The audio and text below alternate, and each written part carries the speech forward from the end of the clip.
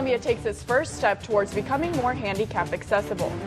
A Camden County bridge is causing both celebration and controversy. Plus, what brought these protesters to a Mid-Missouri craft store. KOMU-8 News at 9 starts now. Live from Studio 8A, coverage you can count on in high definition. This is KOMU-8 News at 9. Members of the Columbia City Council are working to make Columbia more accessible. Good evening, I'm Luke Liddon. And I'm Christina Alexander. The first step in that process, safer sidewalks. I spoke to 4th Ward Councilman Ian Thomas, who explains why a wider 7th Street could set the tone for other major projects in Columbia. Construction for a wider sidewalk here began August 2nd on 7th Street. At the same time, folks were happy to see the city progress. It's an excellent start. I mean, there's a lot more that needs to be done, but you got to start somewhere. Members of the Columbia City Council have been making improvements downtown to make it easier for some to get around. Well, I've been very pleased to see some of the sidewalk improvements downtown, especially creating safe, accessible ramps between the sidewalks and the crosswalks for people with disabilities. Before the construction, the sidewalk on 7th and Cherry was too narrow to meet ADA requirements. Columbia Public Works members announced the completion of the now wider sidewalk on Friday. I understand this is part of coming into compliance with some new ADA regulations. This sidewalk project isn't the only one in the works for the city. The City Council asked staff to move ahead with detailed design plans for 2 sidewalk projects on Clark Lane in the 3rd Ward, just north of the interstate. Thomas says this project is at the top of the list. That's because the road is dangerous for pedestrians since it has no sidewalks at all. A Boone County man stopped a home invasion at his home on South Ponderosa Street last night when he heard noise at his front door.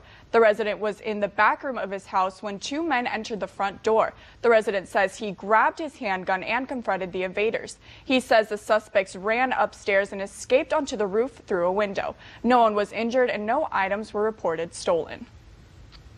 A major bridge in the lake area opened this morning with a ribbon-cutting ceremony.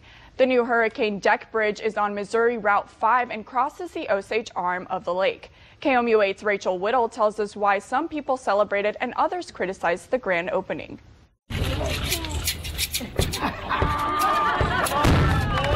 day of celebration. The Hurricane Deck Bridge will officially open to traffic Monday evening. The original bridge will then be closed and prepared for demolition. Now, this might be hard to believe, but someone broke into one of the most secure places in the world. And it's the first time in more than 30 years someone was able to crack in. Now, looking at your international headlines, 2 men are under arrest in connection with the death of a New York City toddler shot in a stroller last weekend. 23-year-old Daquan Breland and 19-year-old Daquan Wright were taken into custody early yesterday morning. Authorities wanted to question them in Sunday's death of 1-year-old Antique Hennis. 5 months after being severely injured during the Boston Marathon, a California man finally returned home. John Odom was 10 feet from the first bomb when it exploded during the Boston Marathon on April 15th. He suffered critical injuries and severed arteries in both legs. Many thought he would never walk again. But after months of intense physical therapy and a lot of hope, he finally got the all clear to go home.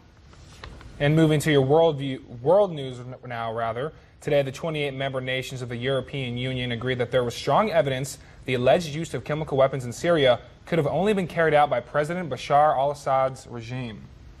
Though this announcement helps Washington's case for military strikes, EU ministers want to wait for the UN's investigation to complete.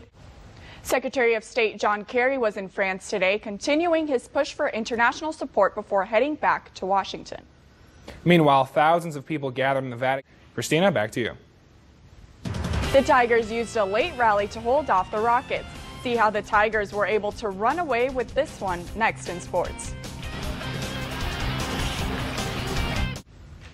Havana has a new celebrity walking or waddling the streets. Pancho the Pelican was injured in the wild but found a new, more urban home.